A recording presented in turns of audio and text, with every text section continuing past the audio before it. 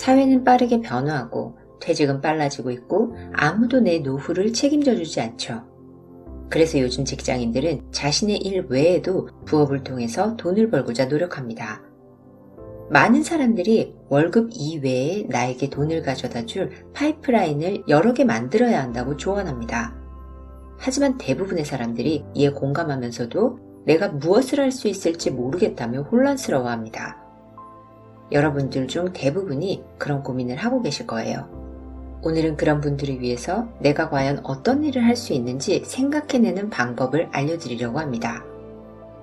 부수입을 만들기 위해서는 내가 가진 모든 도구를 활용해야 합니다.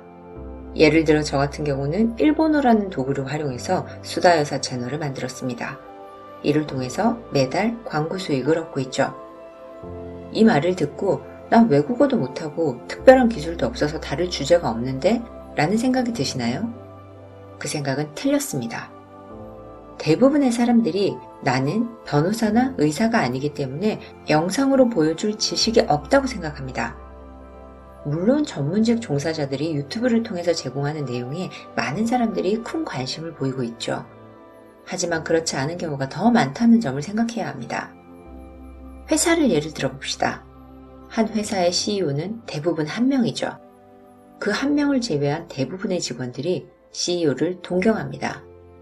저 자리까지 올라가 보고 싶다는 호승심을 가진 분들도 있을 것이고 그가 받는 연봉을 받아보고 싶다고 생각하시는 분들도 많을 겁니다. 따라서 그 CEO가 유튜브 채널을 개설해서 본인이 성공한 방법, 일하는 노하우, 성공 습관에 대해서 설명하는 영상을 만든다면 당연히 많은 사람들이 관심을 갖게 되고 그만큼 구독자 수도 빠르게 증가하겠죠. 여러분들은 그런 케이스만 보고 포기를 하신 겁니다.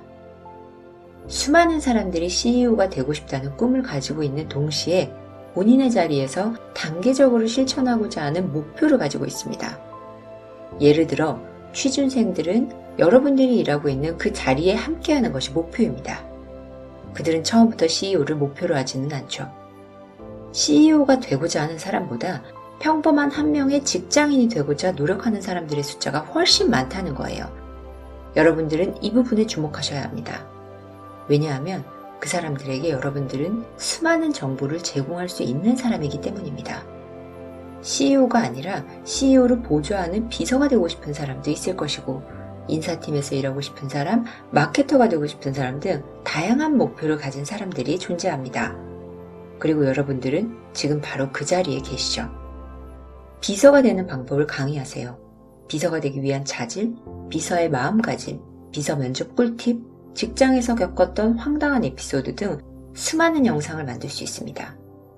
마케터가 되는 방법을 강의하세요. 마케터가 되고 싶은 사람들을 위해서 실제로 마케터가 하는 일, 들어오기 전에 생각했던 마케터의 모습과 실제로 마케터가 된 후의 모습 비교, 아이디어를 짜는 방법, 어떤 사람에게 이 직종을 추천하는지, 어떤 자세가 필요한지에 대해서 소개하세요. 인사팀은 회사가 좋아하는 인재상에 대해서 소개를 하거나 어떤 이력서가 눈에 쏙쏙 들어오는지를 알려줄 수가 있고 총무팀은 어떻게 효율적으로 전사를 지원할 수 있는지 총무일을 하면서 어떤 부분이 가장 힘들었는지 혹은 가장 보람 있었는지를 알려주세요. 주부라면 가사일을 잘하는 방법에 대해서 소개하셔도 되고 엄마라면 육아 꿀팁을 알려주시면 됩니다. 아이들 시험 정보, 학원 정보, 학원 고르는 방법, 아이들이 스스로 공부하게 하는 방법 등이 있다면 그런 팁을 소개하셔도 좋겠죠. 그리고 취준생이라면 본인이 들어가고 싶은 회사를 위해서 준비해야 할 것에 대해서 조사한 내용이 있다면 그것을 공유하시거나 본인이 어떤 노력을 하고 있는지 브이로그를 찍어서 공감을 유도할 수도 있습니다. 여러분들의 생활 자체가 다른 누군가에게는 필요한 정보입니다.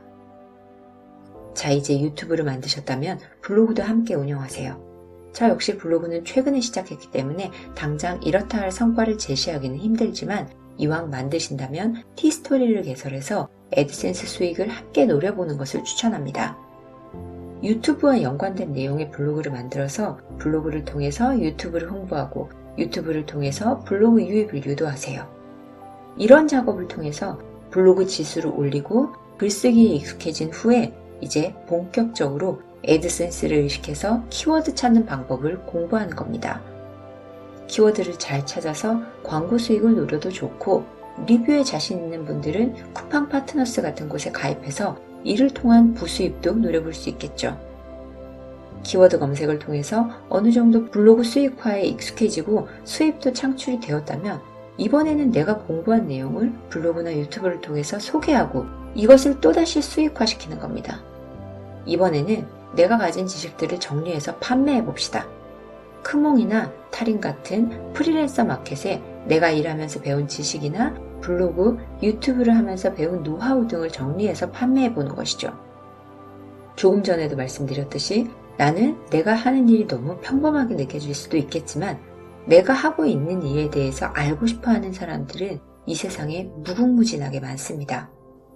유튜브와 블로그에는 무료로 제공했던 정보들이니까 여기에 더 살을 붙여서 구체화시킨 후에 유료로 판매하는 것이죠. 그리고 또다시 내 강의를 유튜브와 블로그에서 홍보합니다. 그 다음으로 종이책 출간도 노려볼 수 있어요. 내가 유튜브나 블로그, 강의 판매를 할 실적이 있다면 출판사에서 책을 출간할 수 있는 확률이 훨씬 높아집니다. 아무래도 눈에 보이는 수치가 있다 보니 아무런 실적이 없는 사람에 비해서 더 잘 팔릴 것이라는 신뢰가 생기기 때문이죠. 책을 출간한 후에는 또 내가 만들었던 기존 파이프라인을 통해서 홍보함으로써 판매를 촉진시킵니다. 이런 식으로 월급 외에 수익 파이프라인을 한 개 만드셨다면 그것으로 끝낼 것이 아니라 한 개의 파이프라인이 다른 파이프라인으로 이어지고 두 번째 파이프라인을 확장시키는데 첫 번째 파이프라인을 활용하고 그 다음에 다시 세 번째 라인을 만들고 첫 번째, 두 번째 라인을 활용해서 확장시키는 방법으로 파이프를 순환시켜가면서 점점 더 큰 파이프로 만들어가는 것입니다. 다시 한번 말씀드릴게요. 여러분들의 생활 자체가 다른 누군가에게는 필요한 정보입니다. 내가 가진 모든 도구를 활용하세요.